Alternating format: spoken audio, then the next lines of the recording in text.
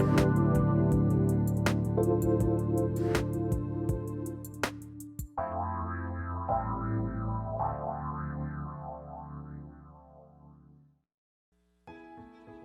vibration of change, that magical place where life shifts from struggle to ease, from stagnation to forward movement, from old ways of being to new ways of becoming. Yes, it can seem rather elusive to get there, but when you are in it, you feel it down to your very core, and it can positively affect everything in your life, from your relationships to your health and well-being, from your career path to your abundance, from the quality of your inner connection to the fullness of your self-expression. Here on the Christine Upchurch Show, we explore ways to get into that vibration of change with experts in the fields of consciousness, psychology, spirituality, health, healing, and science.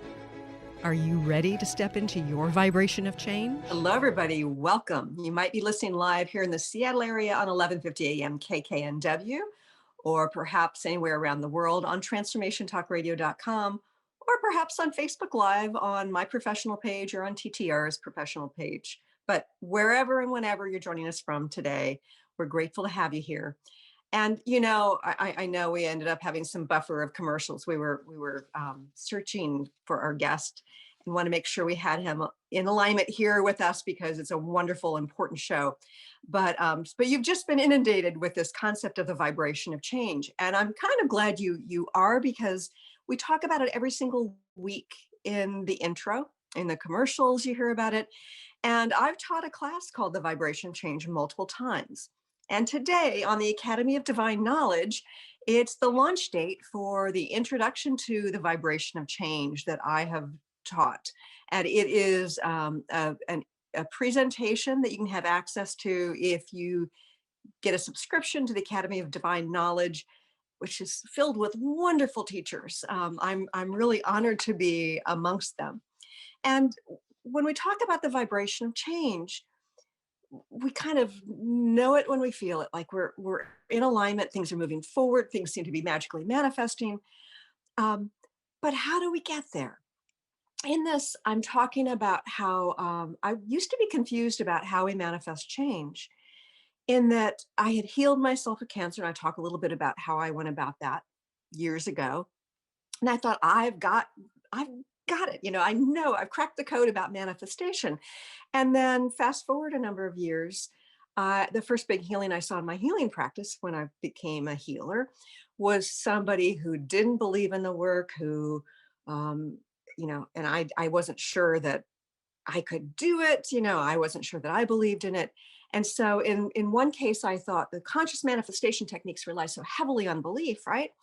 And yet this healing had absolutely nothing to do with belief.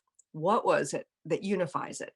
And at one point I downloaded I get with this big aha, what the unifying factor is, not only for all healing, but for all positive change.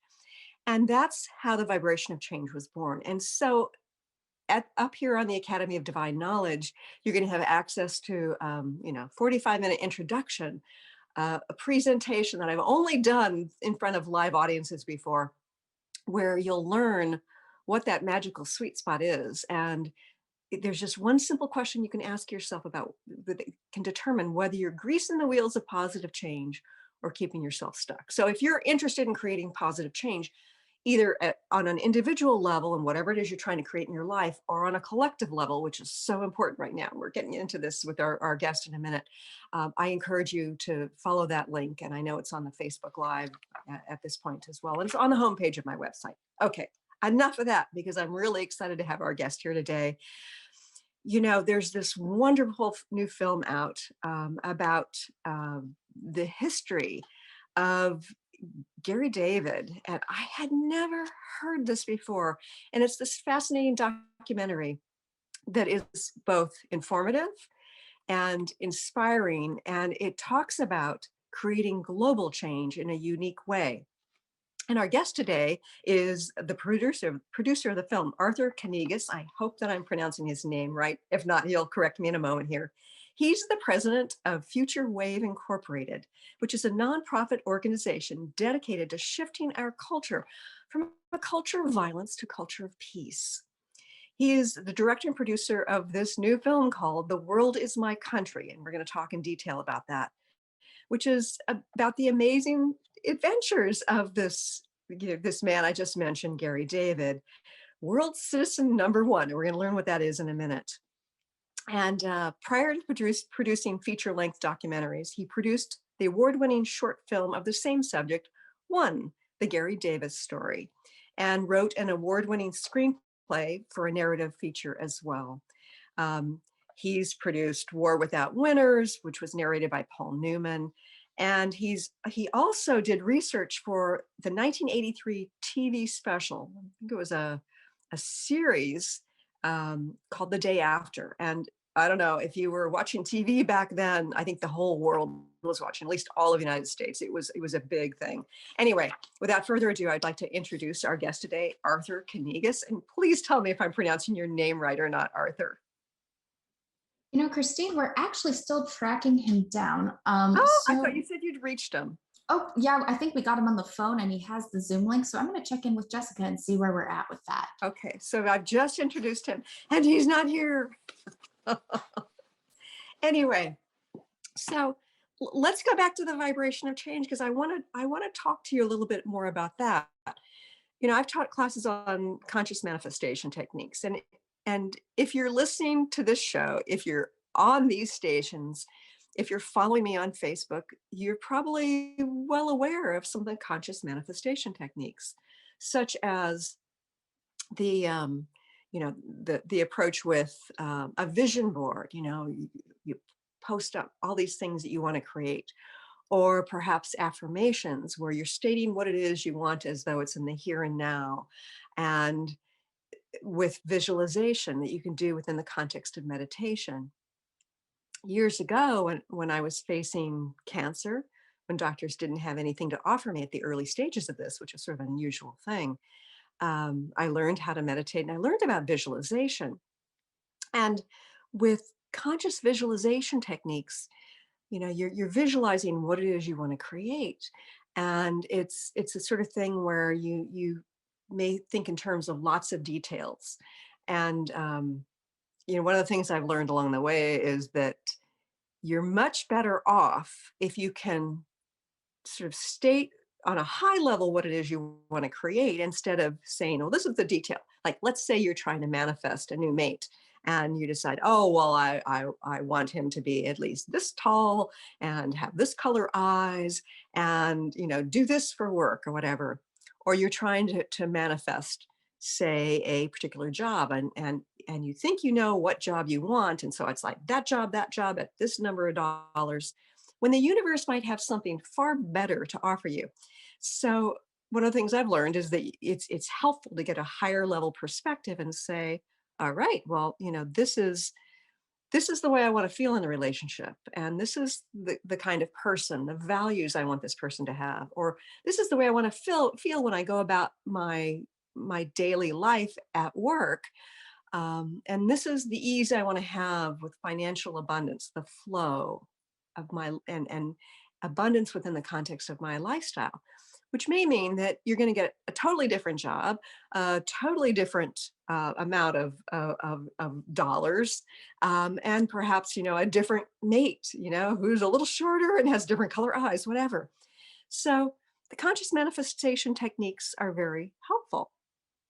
And hey, Christine, just want to yes. jump in here real quick and let you know that we've got Arthur here in the meeting. Okay, great. I'm going to finish up this thought. Perfect. And so sometimes when we have come up with this concept of what it is we want to create, and we're doing a really good job with the manifestation techniques, but we're not bringing to us what it is we truly want, that's connected with our heart, that's connected with our deepest desires, our soul desires, we think we might be doing something wrong. And we often think in terms of, I must not be in alignment with that particular thing that I want to manifest, or I've done something wrong with the manifestation techniques. And I have to tell you, there's often something different from both of those things that has nothing to do with the manifestation techniques that determine whether you're getting what you want to manifest or not. And that is what I call the vibration of change. So again, it's up on the Academy of Divine Knowledge, launching today. If you register for that and you have access to all the different teachers, if you go to the top of my content or all content, I think is what it is, you'll find your way, the top of that is the Vibration of Change introduction. Okay. Again, I've already introduced our guest when I thought he was here, and I'm really excited because speaking of creating positive change and being in that vibration of change, I want to have this conversation about how we create this global change into peace. And Arthur, I first of all want to know if I'm pronouncing your last name correctly. Is it Kanegis? Can you correct Yes, me it's here? Kanegis, and Kanegis. Okay, I got it wrong. and I'm so thrilled to hear you talking about conscious manifestation and how do we want to feel in the world. And so often we focus on that on the individual level, as we of course should. Every one of us has our individual lives. But what do we want to manifest as a planet? What do we want to manifest with our fellow human beings in the world? And years ago, I was working. I worked on a film called The Day After about the devastating effects of nuclear war. And I was the nuclear war researcher. I was going over to the Pentagon and researching what would the bomb damage effects be, at ground zero, 1 mile away, different places, so they could build the set. I'd have to fax the information out. It was before we had the internet, and they would build the sets based on this research. And I began to have nuclear war nightmares. I found myself, you wake up from the nightmare and you couldn't shake it. It wasn't like there weren't really monsters under the bed, because there really were. And it was a really deep, devastating, primordial fear. And it was not just the fear, maybe I'll be killed or my family will be killed, or, even all the people around me, but all life, all history, all art, all the incredible things that in nature and the animal species and the dogs and cats, all that incinerated in this insanity. And it was just like a deep primordial fear, so great that it began to immobilize me. And I have to tell you, as somebody who watched that series on TV, I think all of America was watching. It had incredibly high ratings. I think we all had those nightmares. 100 million people in the U.S., 200 million in the Soviet Union. I think, Ronald Reagan credits it with making him, before he saw that, he said he was really believing his generals when they were telling him, you can fight and win a nuclear war, we can beat the Soviets, and they were egging him on. And he said, after that, no way. And he had to start strategic arms limitation talks. So that film did play an important role, but here it is, 75 years after the bomb, and we're still living under that nuclear threat. And when you check this back to conscious manifestation, after we showed that film, Paul Newman and Joanne Woodward came into my office. I also produced a spot with Paul Newman that ran immediately before the day after, immediately after the day after. It's called The Minute After the Day After. And he said, it doesn't have to be the end. He touted a nuclear war prevention kit we had created. And it had all the different ways to lobby Congress and help to cut the nuclear spending and so on. And yet we see that nuclear spending is going on like crazy. We see that a whole new generation of nuclear weapons coming out, and then other threats to the very existence in terms of climate change of life on Earth. And what happened is that after we had the day after out, and it didn't stop the arms race, it made a dent, but things were still bad. I was meditating in Quaker meeting, and I began to settle back into that question of, if what we visualize creates what we want, what is it we need to visualize? And I thought back to a song that we would sing as kids in Quaker school and in first day school, and it went, "There's an ocean of darkness, and I drowned in the night, till I came through the darkness to the ocean of light. And the light is forever, and the light makes us free. I will dwell in the glory of the light," said he. "Walk in the light wherever you may be." It's the George Fox song, and it's sort of the founder of Quakerism. And, I realized that at the exact same time that there's this overwhelming depth of darkness, the ending to the end of humanity. And the deeper you look into it, first strike policies, the radiation burns, the victims already killed by nuclear tests, the deeper and deeper you go, the more you can just drown in that ocean of darkness. And then you start looking at global warming, and you look at the pandemic and the accidental escape from the lab that's devastated people, and you can just drown in that darkness. And then in that bulletin of the atomic scientists, which revealed that, they say humanity stands 100 seconds from a midnight of termination of life on Earth. And at the same time, say that again, there's that ocean of darkness, there's an ocean of light. Yeah. Go ahead. Say that statistic again, about how many seconds from midnight? The bulletin of the atomic scientists, which was started by the scientists who had helped create the nuclear bomb, started way back in 1945 or 7. And every year they talk about how close we are to extinction. And we were 7 minutes away. Now we're 100 seconds away from extinction of life on Earth. And what is the answer? To run around and panic? Well, actually, it turns out that panic immobilizes us, and it was immobilizing me. And when I thought back to that George Fox song, I said, simultaneously with that ocean of darkness, there is an incredible ocean of light. All over the world, people are reaching out to help other people. People are loving their families. There's flowers blooming. There's the ocean waves coming in. There's animal. We see all these YouTubes of animals that are supposed to hate each other, all learning how to love each other. And and we're seeing just so much manifestation of an incredible coming together of humanity, the whole network of the web, where we're coming together and creating almost like a global brain, an interactive neural network of the planet. And we see such incredible, amazing things going on.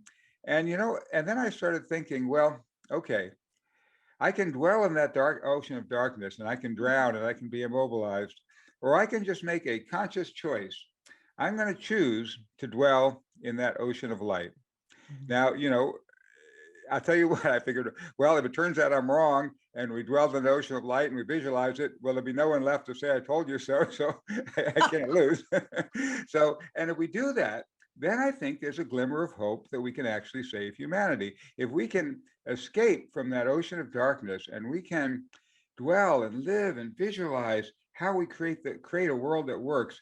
If I could create movies that would take kids each week, say there's a Netflix series or a program like Star Trek or others, but where, each week you dwell in visualizing a future that works, where humanity's come together, where humanity's created this people-powered planet, where we can start creating a vision, not of all the horror. I mean, you go around and you look at the movies that we're deluged with day after day. It's like one after another of devastating, destructive views of the future, a future that's just horrendous, that no one would want to live in. And kids are living in that and dwelling in it and playing the games and playing all the computer games, killing and murdering and maiming each other. And then we wonder if our visions create a reality, and that's the visions that we're feeding our society.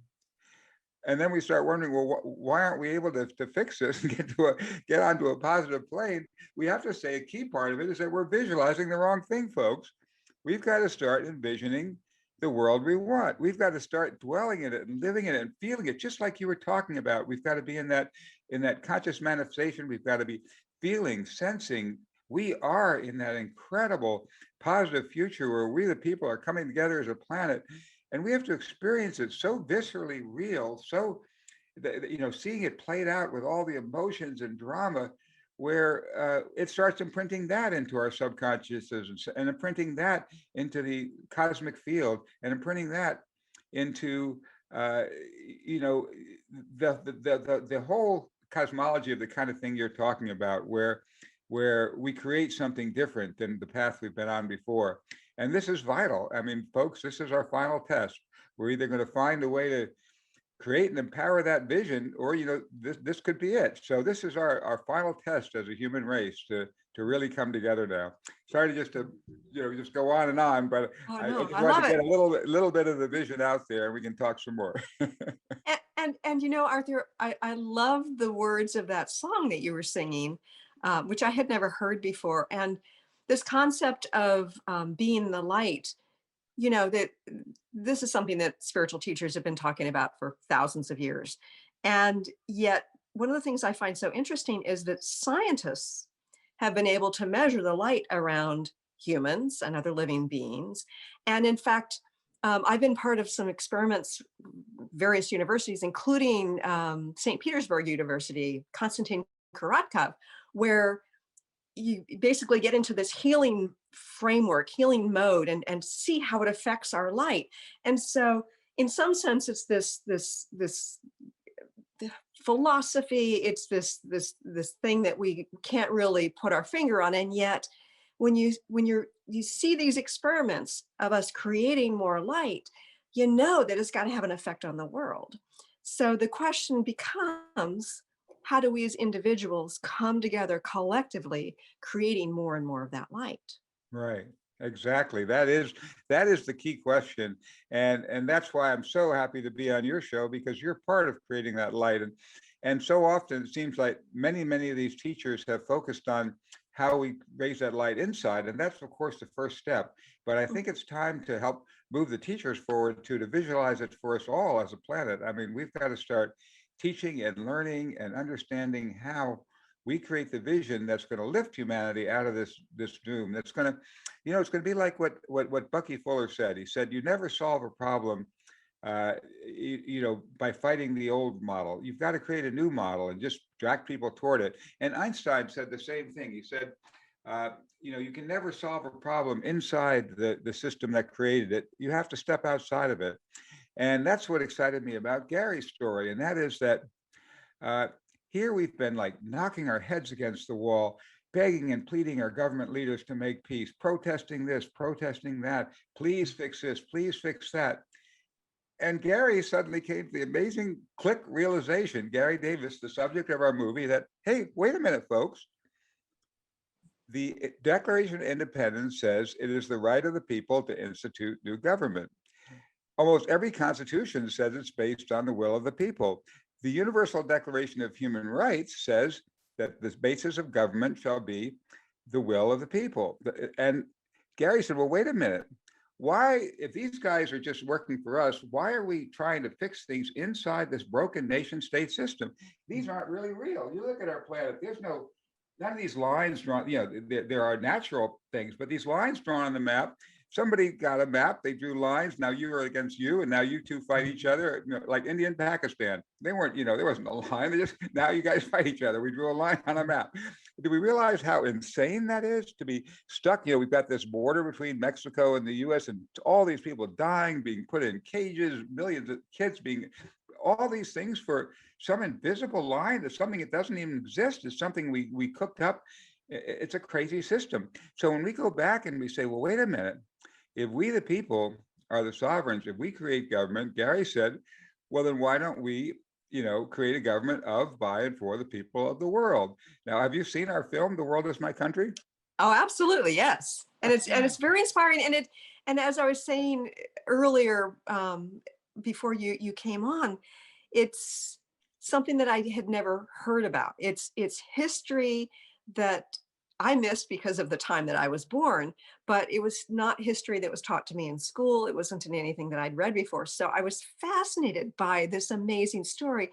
And I also love how much coverage he got with the news and the newsreels of what he was doing. And can you tell us a little bit about Garry's story?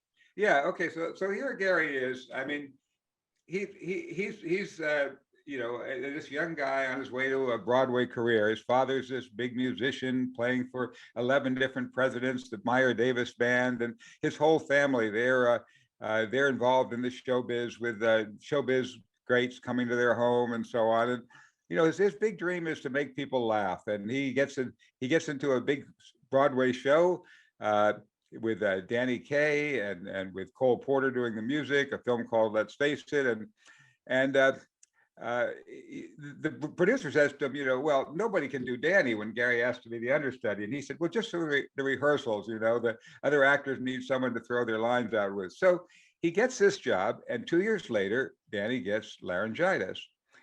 And Garry says, I can do it. Well, they've either got to refund all the tickets or let him go try. So they let him go on stage and he wows them. The audience can't believe it. This young kid, he got in the chorus when he was 20, 22 years old. He's doing Danny's rapid double fire numbers.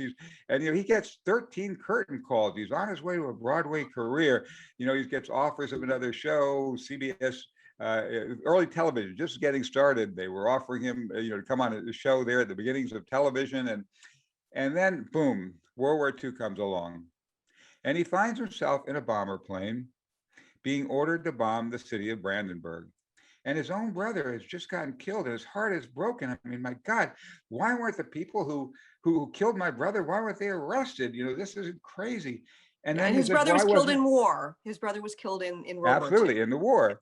And why wasn't I arrested for bombing these people in their homes and schools and factories just because they're on the wrong side of some invisible line? I can't even see it from my airplane, and suddenly I'm supposed to just blow all these people up. This is something crazy. And he gets back from the war, and his friends are all partying again, and he's he's very depressed. They said, Gary's not funny anymore, and then he sees the footage of Hiroshima, and he says, what if I'm recalled to bomb Moscow now? I'm still in the active reserves. I mean, this would be the end of life on Earth. This is crazy. I've got to do something. But what can I do? I'm just an actor. So what he ends up doing, and you'll have to see the movie to catch this, go to theworldismycountry.com.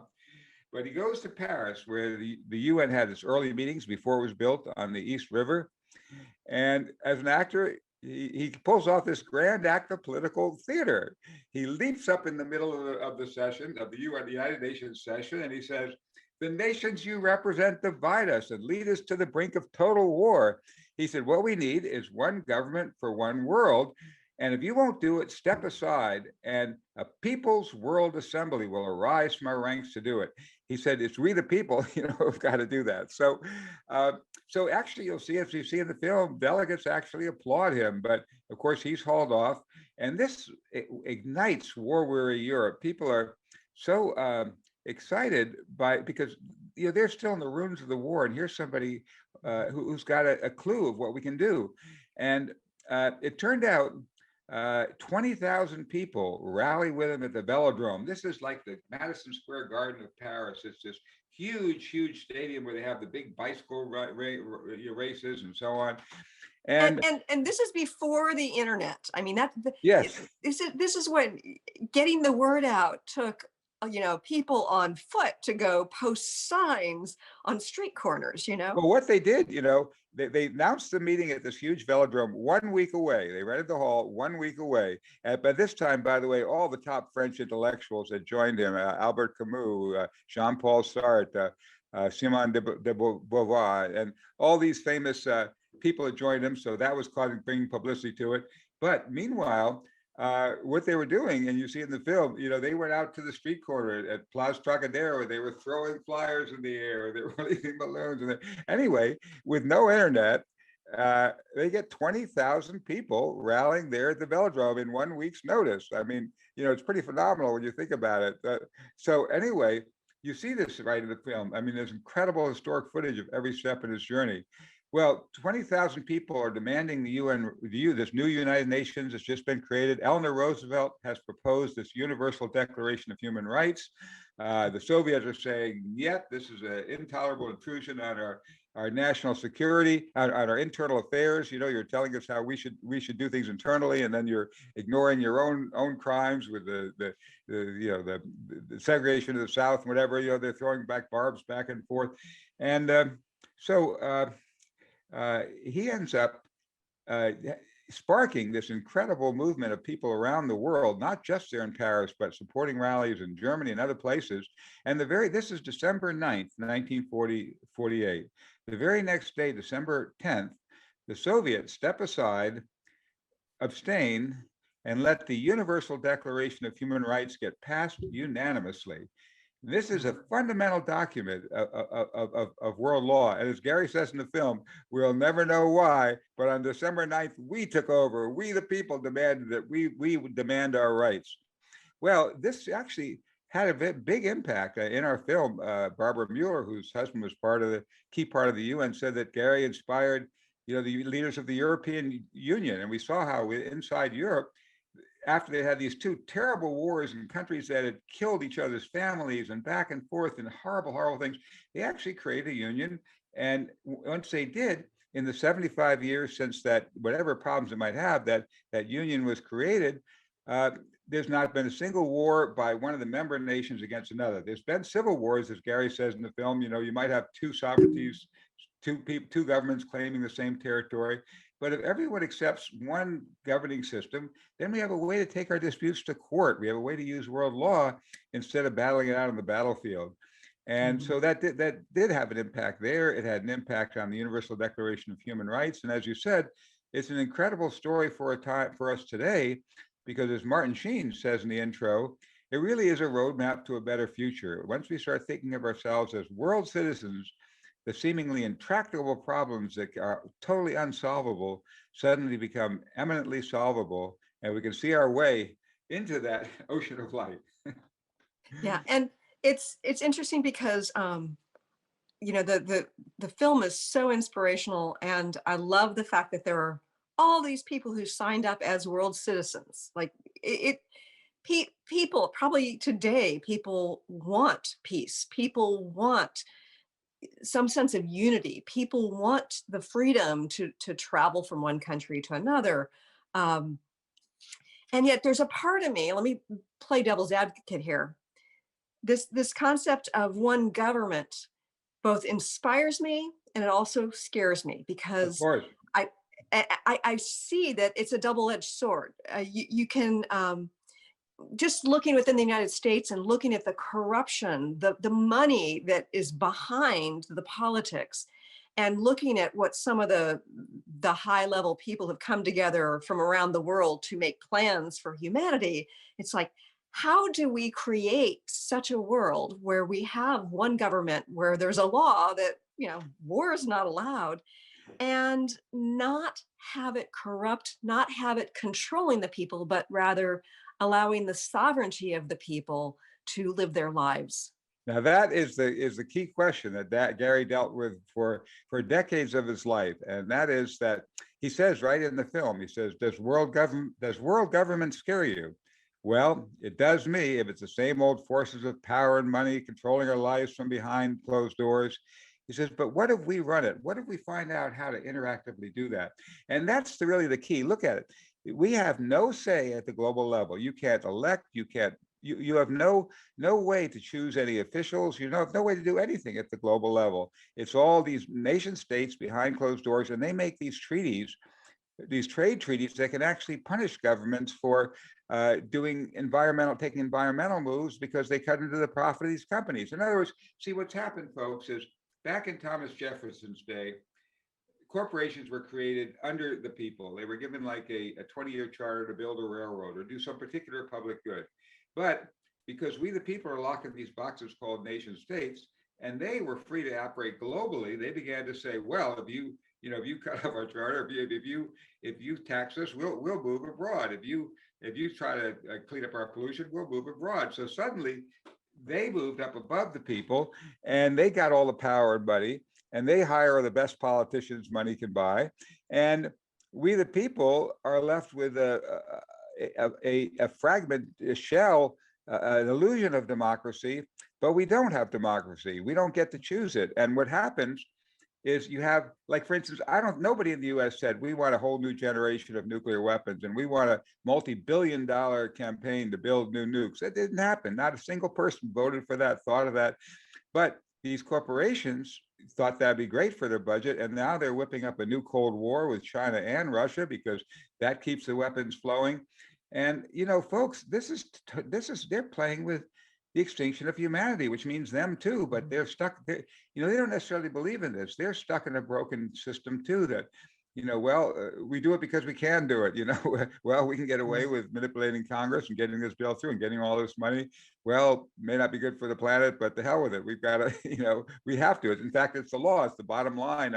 We have to serve our stockholders. Now they're even claiming like corporations have rights as people. I mean, it's just the most insane thing in the world that we've created this monster in our midst that we can't even control. So what we have to do is step back, folks, and switch back to that ocean of light and do that thing where we realize that we, the people, we are the powerful, we're the powerful sources of this shift in the world. We are the sovereigns. We're the ones who have to create this better world. And um, we can't do it by fighting that old system. We can't do it by begging and pleading or lobbying Congress or doing that. We just have to invent, Gary shows in our film, he says a new thing. We'll just have this like smart gov app where what we'll do is we'll have, just like we're having these Zoom meetings. Do you want me to go into a little bit more about his synergistic idea? Absolutely. Okay. Okay. Well, his idea was before the internet even, he hired this Bucky Fuller disciple who helped to develop this synergistic system of governance. And if you take, this is how it works basically. If you take, you know that geodesic sphere, you've seen the geodesic dome that Bucky Fuller created, and you'd have a sphere of that same kind of triangular thing. Well, if you take the old organization chart, here you had the president on top or the king on top, and then you have everybody else underneath. If you change that into this geodesic sphere, and say you start with a company, okay, here we have a company. Well, yes, you're in outer space, so all ways are up, whichever way you rotate it. So if the president of the company, yes, he's on top when it comes to administration, coordinating everything, getting it working. But the janitor is on top of the world when it comes to keeping the bathrooms clean. If the bathrooms are all overflowing and they're stinking like crazy, the whole office shuts down. Nobody can do business unless he does that. So he's on top of the world. But he can't do that unless he's getting toilet paper and supplies from supply. Well, they can't do that unless payroll's working. In other words, every single part of this thing is on top of the world, and everybody has a say.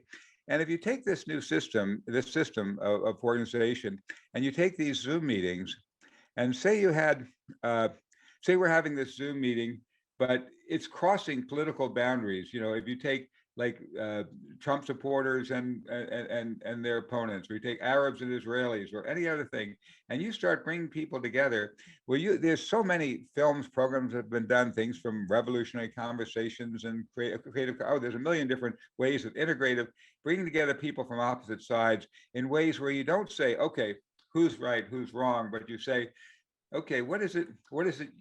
What's your basic story? What is it you really want in life? You hear each other. You get a vision, and you start finding that all over the world, people want a better life for their children. They want to feel safe and secure. They want to feel like they're making a difference. They want to feel like they have some impact in the world. People have common. They want to feel they're part of a group. They want to feel that they're contributing something. And you start getting to these basic concepts, and you start coming together, and you ask the question, not who's right or who's wrong about this, but what's the vision of what we want, as you were talking about? Well, we all want clean air. Is there anybody here who wants a lot of smoke in the air and to be suffering and coughing on it? Oh, nobody, you sure? Nobody wants that. No, we all want clean air. Well, but we want prosperity at the same time. Well, so we want to be able to have these goods and stuff that create that. Well, what if we can create these goods in some other way, where what if they have a whole system life cycle to them, so we don't have to throw them all in the dump? Do we want to throw stuff in the dump, or do we just want to be able to have improved things? So in other words, if you start getting to what we really want, you start finding there's ways we can all come together, folks. We can create the vision of what we want. We can do what we want.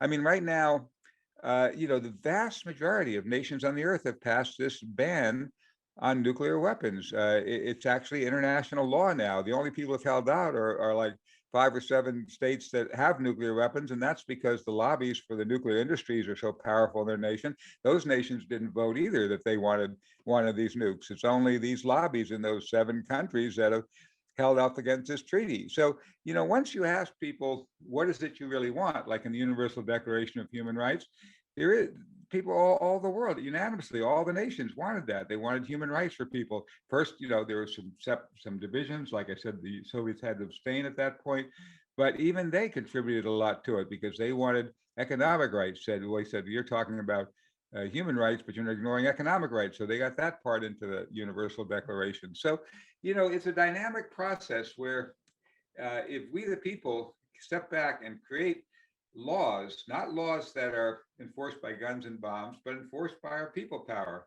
You have this SmartGov app in your phone.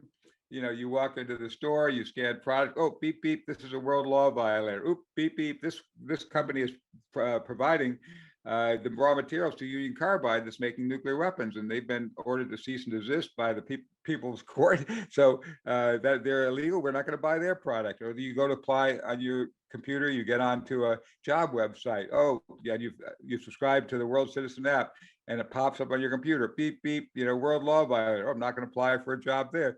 And then we start.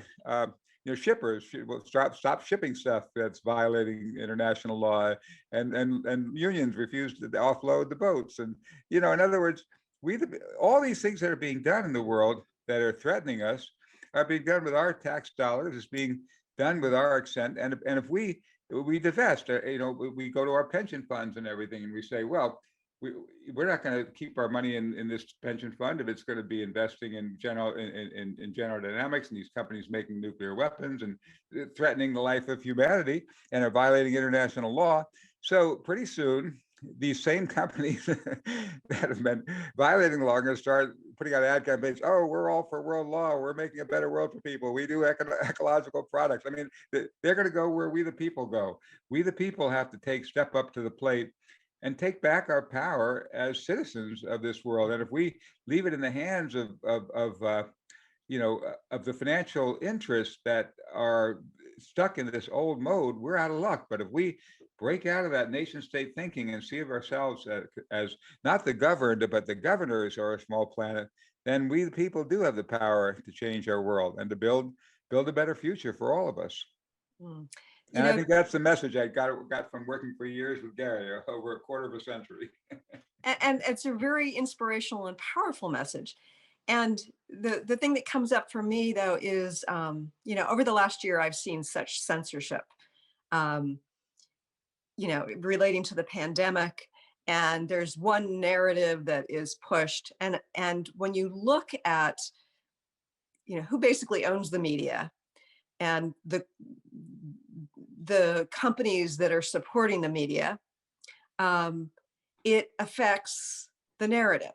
So how do we do this in a way that keeps the truth evident for those of us as citizens of the world, without it getting polluted by corporate interests or the powers that be that like to see the divisiveness, that like to see the war because there's money in it? How do we find our way to that truth and keep it clean? Well, that's a big challenge, and we the humans have to come together and do it. And I think a key part of that is that we have to just be aware and alert of what you're saying, and we have to engage in dialogue and conversation. I mean, just like the kind of conversation we're having and the world is starting to have as we learn that we can, use this powerful media where we can now reach across the borders that divide us and get people from opposite sides talking to each other. We can sometimes crack beyond like there was a campaign in Israel at one point when Israel and Iran were about to go to war. One of these other times, these people in Israel started this we love Iran campaign. It started going viral and made it very hard for them to start the bombing at that point when they had that counter force. Now, of course, the other forces come back. A lot of money is being made. There's a very interesting article about all the incredible amount of money being made on the bombs that went into bombing Gaza, and the corporations. I think it's in either the Post or the New York Times or the Washington Post. There's a big article about those companies that I think it's the Times.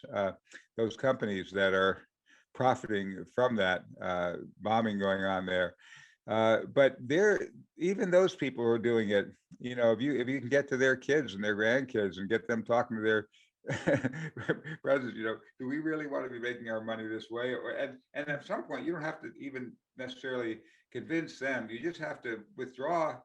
Just make it no longer profitable. It's no longer profitable to be making instruments that are going to end life on the earth. I mean, it's the most, the definition of insanity is when you keep doing something that hasn't worked and you do it over and over again and you think it's going to work. Since World War II, the United States has fought in numerous wars, Afghanistan, Iran, Vietnam. We haven't won a single one of them. Here we are, the most powerful nation on earth, the US, most powerful nation on the earth, more weapons and money going to military than the other half of the world combined. Military bases all over the world, and we're scared to death. We're no safer. We can't win wars. It doesn't work, folks. Wars don't work. Every time you fight a war, you make more enemies, you make more people hate you.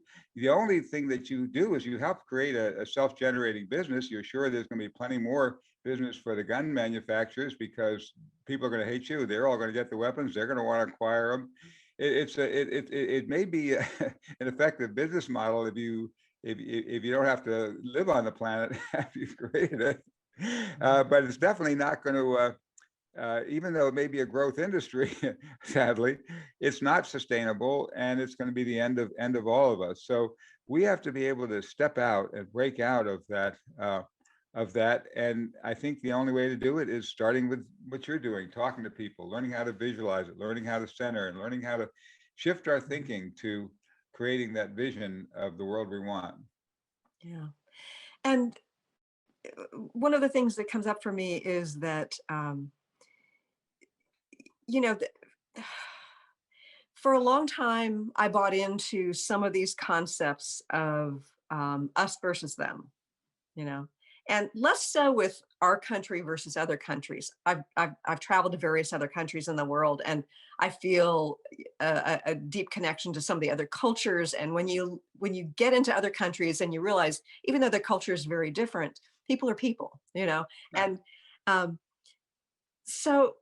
But the things that divide us and are actually encouraged in some ways in social media, the difference in political perspective, the difference in medical perspective, the difference in skin color, and it's like, it's mind-boggling, and it's gotten to be really ugly.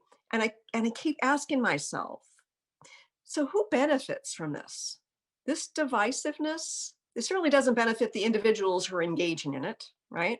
It certainly doesn't benefit us as people. Who's benefiting from the divisiveness? Well, it's very interesting because some of the same people who have funded divisiveness and one group hating another group have funded it across in the different cultures where it's a different group hating a different group, and you go back and you start realizing, the whole thing that was happening with, Cambridge Analytics and so on, where they were like manipulating various governments in favor of bringing down governments that were democratic and representing what the people wanted and trying to make things better for the lives of people, and bringing in economic interests that were more amenable to the corporations. I mean, if you look at it throughout Latin America, why do we have so many refugees trying to get here? Because we've destabilized and undermined democratic governments that are making things better for their people, that are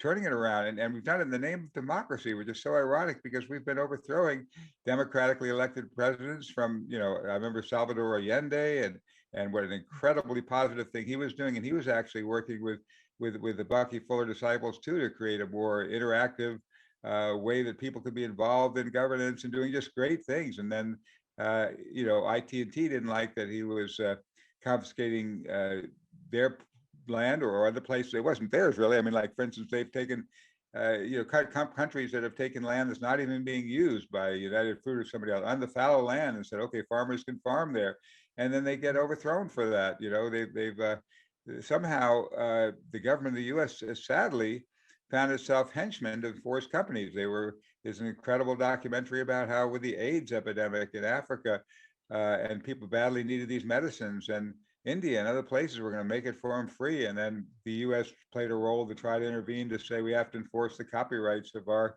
corporations. What business is it for the U.S. government to be doing that? The people of the world don't want to enforce that copyright and keep people from having vital aid medicine. That's not who we are. That's not who America is. We've been America has been kind of but it's captured. It's not just America. It happens in all these countries, in Russia and in China. It's this broken nation state system that is a race to the bottom. And the whole way we've created like win-lose democracy, that was a great advance back in 1776, when you could send someone by horse and buggy to a distant city to do your governing. Now, as Garry says in the movie, we can all meet in the same room, the global room, and we don't have to be trying to just reenact the old ideas of what democracy is. Everywhere else in our society, we've invented new things. He says, let's use this incredible genius of humanity to invent a whole new way we govern, a whole new way we create laws that are bringing to the top the highest and best wisdom of each individual and amalgamating that into the wisdom of the whole, the sovereignty of the whole. And not a system. I remember one film of many where Arab and Israeli students at NYU were at loggerheads. We're right, you're right, we're right, you're right. And then Katrina happened, and they all got on the bus to go help Katrina. They started saying, "Well, hey, you're okay. I wish all Jews were like you. I wish all Arabs were like you." And there's another wonderful movie called Free Trip to Egypt. This fellow goes to Trump rallies and he holds up signs saying "Free Trip to Egypt," and he got some takers and he took them over there. And of course, the same thing happened. They live with Muslim families and they wish all Muslims were as wonderful as you are. They become like family. You know that. You've traveled countries. It happened to me when I was in high school, when I went to the Soviet Union here in the height of the Cold War, 1964, and we're getting ready to blow up the world to fight this evil empire. And I go over there and everybody wants to know, where can I get blue jeans like those? And where can I get some Beatles records and music? And I said, hey, we're going to blow up the world to fight these people. And all they want is our music and blue jeans. I mean, Yeah, It's I crazy. know. It's It crazy. puts into perspective, doesn't it? Arthur, we're running out of time here.